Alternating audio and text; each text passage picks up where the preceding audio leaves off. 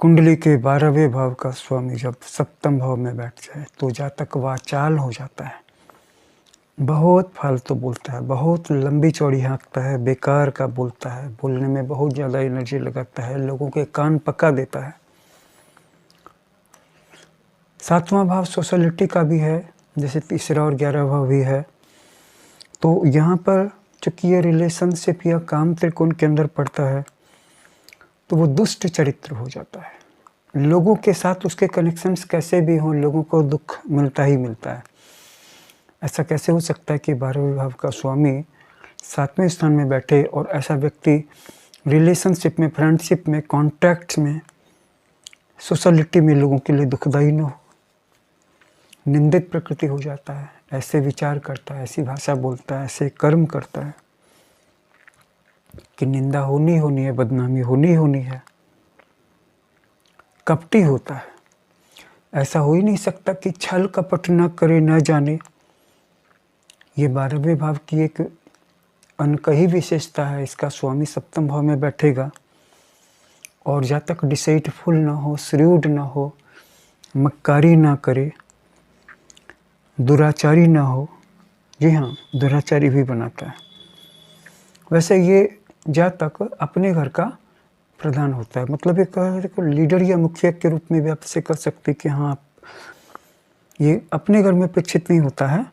और लेकिन ये बातें तब थोड़ी सी बदल जाती हैं या पलट जाती हैं अगर द्वादशेश पाप ग्रह हो। चूँकि पाप ग्रह का स्वामी मैरिज वाले हाउस में आकर के बैठ गया, जातक की स्त्री की मृत्यु हो सकती है। लेकिन अगर 12वें घर का स्वामी कोई शुभ ग्रह हो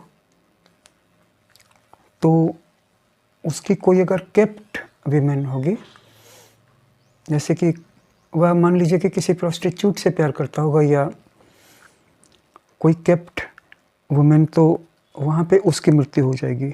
लेकिन 12वें के स्वामी को शुभ ग्रह होना चाहिए। कहीं कहीं पर ऐसा भी मत पाया जाता है कि द्वादश का स्वामी अगर पाप ग्रह हो तो उसे उस प्रोस्टिट्यूट के द्वारा ही धन की प्राप्ति होती है। कुछ अलग अलग मतों के अनुसार ये भी पाया जाता है कि 12वें का स्वामी पाप ग्रह हो तो जातक दुर्बल होगा, कफ रोग से पीड़ित होगा, धन और विद्या का अभाव बना रहेगा। तो ये तो बड़ी पेचीदी स्थिति हो जाती है कि न तो धन हो और न विद्या ही हो। लेकिन 12वां घर है ही वैसा।